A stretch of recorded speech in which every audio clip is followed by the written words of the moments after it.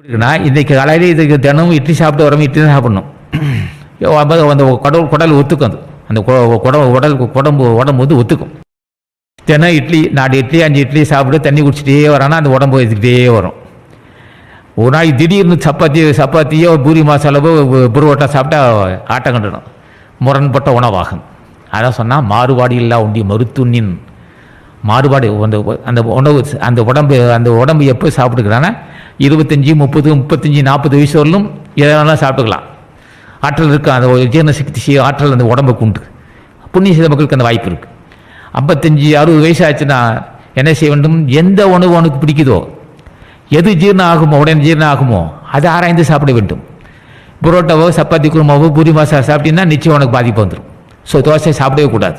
50, 55, 60 வயசுலாம் தோசை எப்போதுமே சாப்பிடக்கூடாது. இந்த அப்பா வகை சாப்பிடக்கூடாது. எண்ணெய் பதார்த்தங்கள் சாப்பிடவே கூடாது. வயதானவருக்கு சாப்பிடவே கூடாது. அவர் இட்லி தான் நீராவியில் வந்து இட்லி தான் சாப்பிடணும், சோறு தான் சாப்பிடணும். அப்போ மாறுபாடு எல்லாம் உண்டி மருத்துவம், அதாவது மருத்துவம்னு சொல்லிட்டான். உன்னுடைய தேகத்துக்கு உனக்கு எது பிடிக்குமோ, இப்போ கோதுமை உணவுன்னா கோதுமை உணவு,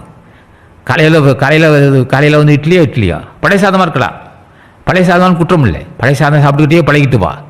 அது கோதுமை கஞ்சி கோதுமை உணவு சாப்பிட்டுக்கிட்டே வா.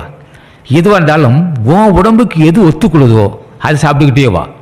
திடீரென்று மாட்டு உணவு சாப்பிட்றாதே. சாப்பிட்டு என்ன செய்வான்? அதோட விளைவுகள் எப்படியாகவும் அஜீரண கோளாறு வரும். அதை மாறுபாடு இல்லா உண்டி மருத்துவனின் ஊறுபாடில் உயிர்க்குன்னா மறுத்து சாப்பிடணும். ஆகவே உணவு வந்து ஒரு வரம்பு இருக்க வேண்டும். எந்த உணவு சாப்பிட்டா நமக்கு உடம்புக்கு ஒத்துக்கும். ஒரு சிலருக்கு பூசணிக்காய் பிடிக்காது, நீர்க்காய். சிலருக்கு நீர்க்காய் பிடிக்காது. சிலருக்கு விரும்பி சாப்பிடுவாங்க. அவர்களோட உணவோட அமைப்பு வரை அவரவர்களுக்கு எந்த உணவு பிடிக்குதோ, எது ஜீரணமாகுதோ அதை சாப்பிட வேண்டும். கண்ட உணவு சாப்பிட்டுக்கிட்டு காலத்துக்கு வேணக்கூடாது. அது நோய் வாய்ப்படும். ஆகவே அந்த அறிவு தருவது ஜீவத்தாய்வாகும். அதான் ஜீவகண ஒழுக்கம். எந்த உணவு அளந்து சாப்பிட வேண்டும், எந்த உணவும் அளந்து சாப்பிட வேண்டும். அதுவும் அளந்து சாப்பிட்றது நமக்கு தேகத்துக்கு ஒத்துக்கொள்ளக்கூடியதாகவும் இருக்கணும். தேகத்தை ஒத்துக்கொள்ளக்கூடாத உணவை சாப்பிட்டு தடுமாறக்கூடாது. தடுமாறுவதால் வினைகள் சூழ்ந்துடும். அதான் நல்வினை இருந்தால், ஜீவத்தை இருந்தால், நிச்சயமாக அந்த பக்தி நெறி இருந்தால் அளந்து சாப்பிடுவான், ஜீரணம் ஆகும். 80 வயசு வரலும் நல்ல சுவையாக சாப்பிடணும். உணவு கிடைக்கணும் இல்லையா? 80 வயசு ஆச்சுயா, உணவு நீ சாப்பிட விரும்பலாம் ஐயா. பிள்ளைங்க சோறு பண்ணணும். உனக்கு பிள்ளைங்க உனக்கு 80 வயசு ஆச்சு, பிள்ளைங்க உனக்கு சோறு பண்ணும்ல. என்ன சொல்கிறா மனைவி? 2 கஞ்சி ஊற்றி வைக்கிறா. அதுக்கு அவன் என்ன சொல்கிறான்? அப்போ அது மகன் என்ன சொல்கிறான்? இதெல்லாம் கர்மம் எப்போ தொலைவோங்கிறான். யாரே என்னடா, தந்தைக்கு சோறு போட மாட்டான். இப்போ அவனே சோறு போட மாட்டான். ஓம்பு என்ன? நீ செய்த பாவம் மகனுக்கு உணர்த்தப்படவில்லை. நீ செய்த பாவம், நீ புண்ணியம் செய்திருந்தா அப்பா சாப்பிட்டாரா? அப்பாவுக்கு சோறு போட்டியாம்மா?